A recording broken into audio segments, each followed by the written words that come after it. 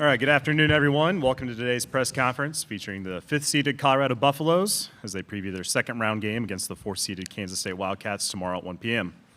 Joining us today are student-athletes Frida Formann and Maddie Nolan. For those seeking additional interviews, Colorado's locker room is open now until 1:55. As a courtesy to your fellow media members and the student-athletes, please turn your cell phones and smartwatches to silent. For those asking questions, please raise your hand, and Hunter will bring you the microphone and identify yourself and your organization. For those joining us on Zoom, please use the raise hand function if you have a question, and once all in-person questions have been asked, we will move on to the Zoom platform. As a reminder, recording press conferences on cell phones or cameras is prohibited. Hammond Communications will post a recording of this press conference in the NCAA Digital Hub located at ncaa.veritone.com. Transcripts are also provided by ASAP and will be posted shortly after the conclusion of the press conference. We now open it up to questions for the student-athletes. Go third row in the middle. Brian Howard from the Boulder Daily Camera. This is for both of you. I don't know if it's an advantage that you guys have played Friday, Sunday, but is there some comfort in just knowing that this is what your schedule's been basically for 3 months, is playing Friday, playing Sunday? Why don't you start, Frida? Yeah, I mean, it's pretty much the same schedule as we always do, you know. We did travel a little bit earlier, so that was kind of different. But yeah, I mean, we're used to this. But if it had been a night game, I think we would have been able to do that as well. I think from personal experience, I guess the last couple of years playing in a conference that didn't play Friday, Sunday, and then having to come to a tournament that is Friday, Sunday, where you only have 1 day of prep in between. This year with the Pac-12 having that experience, I do personally think is an advantage, just because you're more used to like recovering and getting your body ready, getting your mind right, and the coaches kind of know what to do within this 1 day of prep versus having like 2 or 3. Go second row in the middle here.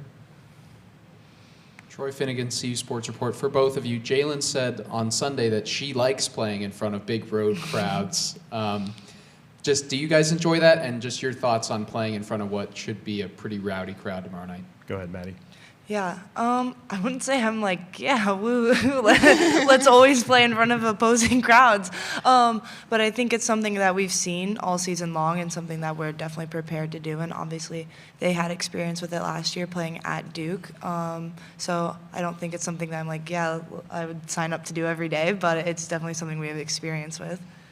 Frida? Yeah, I agree. But I also think, you know, like a big crowd is always good. You know, you want to play at a big stage. And, of course, it's more fun when they're cheering for you and not against you. But it's noise either way. It's just a lot of noise. So I think just being used to play through that, even on your home court, it can be kind of hard to hear what each other's saying and getting the play calls from the coach. So just being used to that pressure. Go second row on the right. Mitch Fortner, News Radio KMAN. What has been the toughest environments you guys have played in, from both of you? Frida? Oh, can you answer it first? Yeah. In the Pac-12 this year, I'd definitely say the Oregon State game was they have a lot of fans. They do a good job. I thought Washington actually had a nice fan base too. I've also had to play at Iowa for a Big Ten championship, so that was just not fun at all. But yeah, I mean, just stuff like we're used to that. Yeah, I agree. I think the times that we've played at Stanford, we didn't do that this year, but that's always a really hard crowd. And yeah, like I think a lot of Pac-12 teams that had a lot of attendance this year. Our USC game, there's a bunch of people. So yeah, it's been tough to be on the road this year for sure. So this will be no different. Yeah, Arizona too. Arizona, yeah. They always have a really good fan base. Yeah. Yeah. For both of you, what have you learned about K-State over the last few hours? Frida? Yeah, I think obviously they have a really big piece of the game in Ayoka Lee in the post. I mean, she's super dominant in there, but I think we're confident that we can find ways to stop her and handle her, and we have such a deep team. And we know they have good guard play as well. I mean, they're a Power 5 team, so they're going to have good players in all spots. And I think we're comfortable seeing that type of team. But yeah, definitely going to do a lot of prep today and see how we can stop them. Maddie? Yeah, I agree with Frida. You know, obviously they're a great team. They were up to number 2, I believe, this year in the rankings. So, you know, and they obviously, like Frida said, play in a Power 5 conference. So they've played opponents at our level all year. But Obviously, Aokali is a huge part of their team, and like Frida said, they have good guard play. They play that 4-out motion offense, a little similar to what we saw yesterday. But yeah, just we're going to lock into scout today and continue to watch film on them. Go fourth row in the middle. Ariel Arsudo, 9 News. This is for Frida. Last night we had Kendall Wetta as one of the breakout stars of the game. Is it kind of a privilege that you have different people breaking out each night for your team, and who could it be a different player tomorrow night? And can you kind of talk about that a little bit? Yeah, for sure. I think it's a huge privilege, and it's kind of the reason I also came to play college basketball, because I wanted to be on a team where, I was with great players who all could contribute in different ways. Even if you have a night where you don't shoot a lot and don't score a lot, I mean, just watching our team do so well from the bench is honestly just really, really fun, especially when we win and it's not as frustrating. But yeah, it's frustrating to be on the bench and sit with fouls, but I really love our team, and everyone's so capable, and we don't really care whose night it is as long as we come out with the win. Go third row in the middle. Sticking with Frida and sticking with last night, I imagine it was a frustrating game for you personally, just with the foul trouble, things like that. But you've always done a pretty good job of bouncing back from tough games. Why are you able to do that? Like, what kind of allows you to be able to bounce back quickly from a game that's maybe not up to your standard? Yeah, I think just having some perspective. It's not the first time I've had a game like that, and it's probably not going to be the last, but I know that you kind of just have to put it behind you. That's just one game, and however Drake was guarding us just wasn't matching up to me well, or I was in foul trouble, so I couldn't get in my rhythm. Whatever it was, it doesn't have to be the same the next game. You can't really take that with you. So just knowing what I can do and just staying in my role. I know what I need to do for this team, so that's what I'm going to focus on for tomorrow. Go third row on the right. Do you see Kansas State as a team that kind of stepped in front of you and swiped a 4 seed from you? And does that motivate you in this game? Go ahead, Frida. Yes. Yeah, we knew that we were definitely in a battle for that 4 seed. Not that they don't deserve it at all. I think they had a great season, but of course we wanted to host. So now being in this environment, we do feel like we have something to prove, of course. So yeah. Maddie. Yeah, I mean, same with Frida. It's not just Kansas State. There are a lot of people on that 4 or 5 seed line. But obviously, being here, like she said, it is motivation for us. And I mean, everyone in the tournament is motivated to move on to the next round. So it's not like you need to look too far for that. But yeah, we're definitely excited to get a chance at a Sweet 16 again. Go second row middle. You guys are both shooters. Maddie, I know you talked about in Vegas getting used to the court, getting used to the backdrops, the rims. How much more confident does that make you guys going into tomorrow now that you've already played here once this week? Go ahead, Maddie. Yeah, definitely. I mean, just being able to shoot around there yesterday, we got to practice the day before, and having played a game, I think, is huge on this court. So going forward, we know how shots are coming off and what the backdrop is and everything like that. So it's a huge help for sure. Frida. Yeah, I agree. I just hope to shoot a 3 tomorrow. So, but I've shot plenty in shoot around and practice and everything. So yeah, I'm sure it'll be fine. Any further questions for the student athletes? All right, ladies, thank you. Good luck tomorrow. Thank you. So, there we go. Nope, you're good.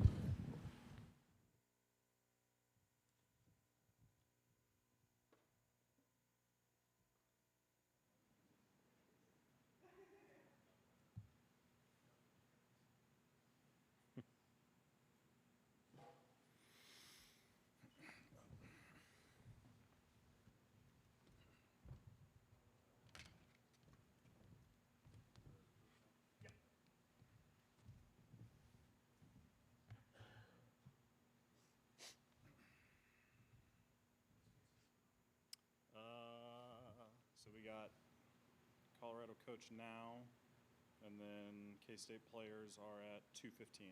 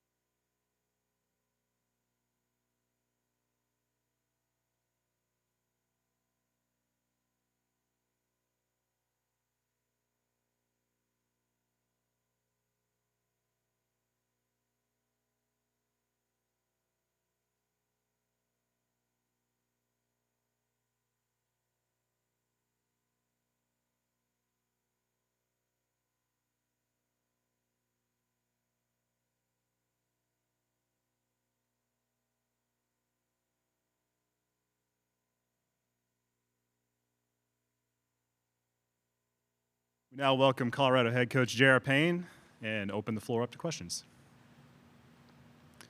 Go to the back left. Coach Luke Zalman, Denver Gazette.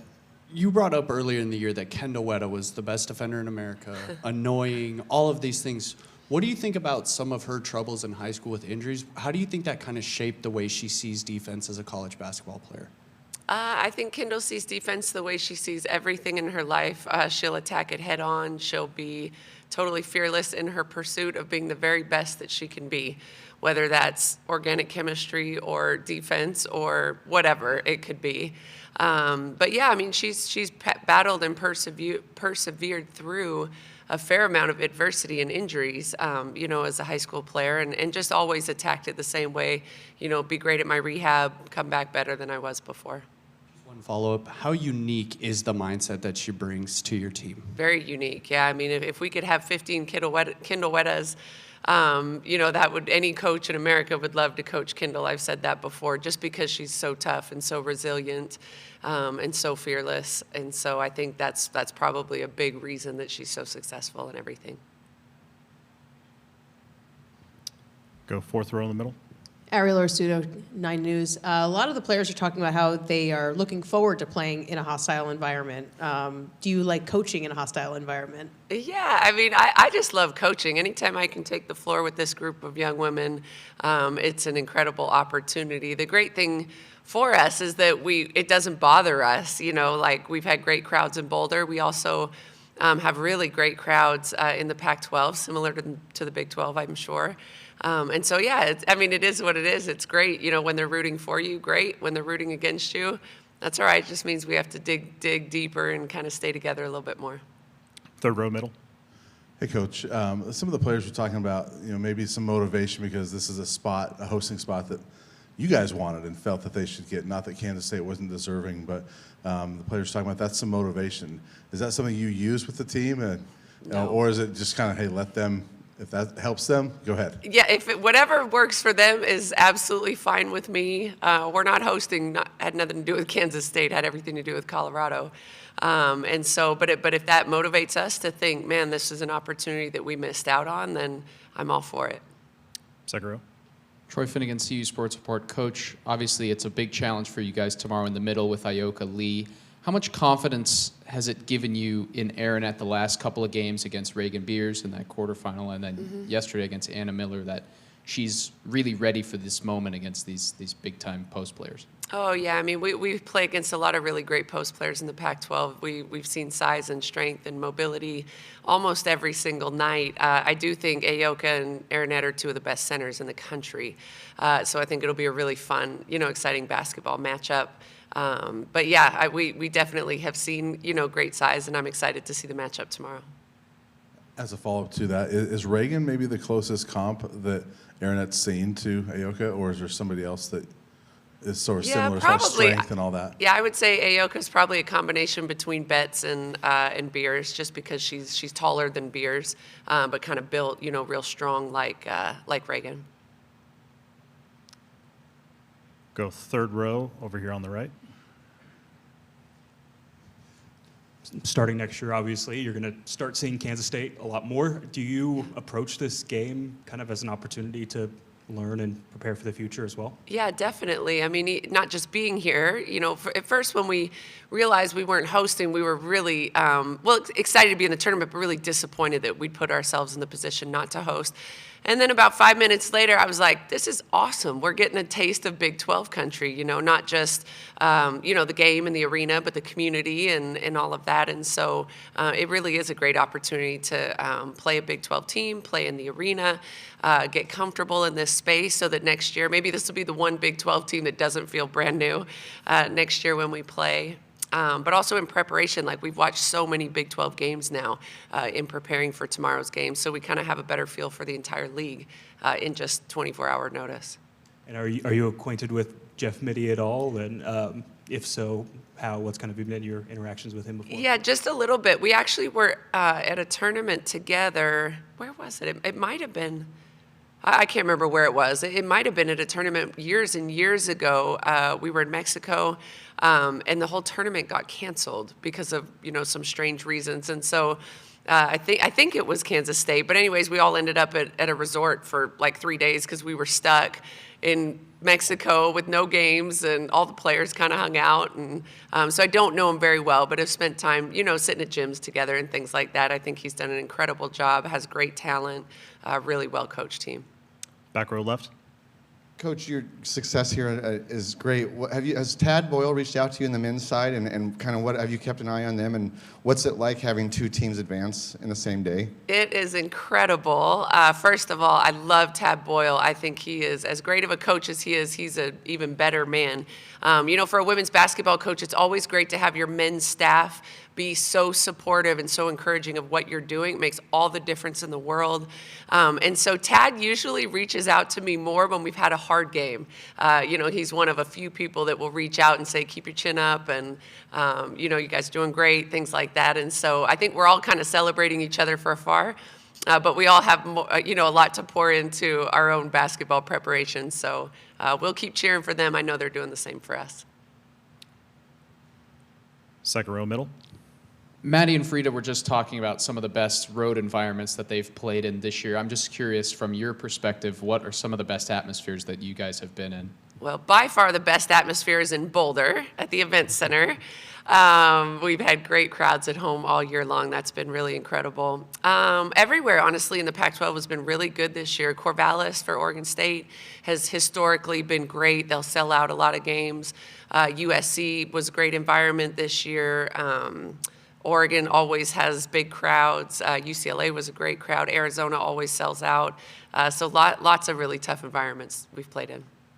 Back row left. Coach, just one more on Kendall. She brought up Jalen Sherrod as someone who's a very adamant supporter of what she does. And I think a player who doesn't get to maybe start as much, that type of deal, that may be very powerful. What do you think that says about the culture of your team?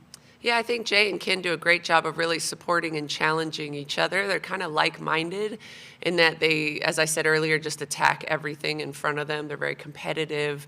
You talk about starting. I think Kendall's one of the best, most productive, most inspirational players on our team, and that's why she comes off the bench, because she can bring something off the bench that nobody else on our team brings. And so, as a coach, it's an incredible thing to have that. That you can plug in and be able to change the dynamic of a game. Or even yesterday, we were obviously not great the first couple minutes. In comes Kendall, call a timeout. The whole dynamic changes. So we're really fortunate to have that. Any further questions for Coach? All right, thank you. Good All luck right, tomorrow. Thank you, guys. We'll have Kansas State players in here coming up at 2:15.